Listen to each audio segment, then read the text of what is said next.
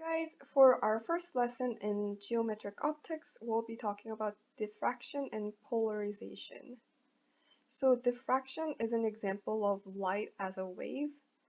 So when light passes through a narrow slit, the waves will bend and spread out, and this is called diffraction.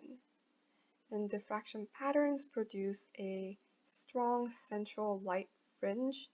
So like the center of the diffraction pattern is going to be bright while it gets dimmer near the edges.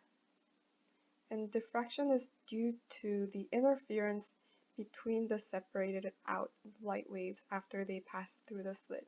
So what I mean by this is, suppose you had a slit like just about here, you have light waves traveling out, and each wave is going to bend and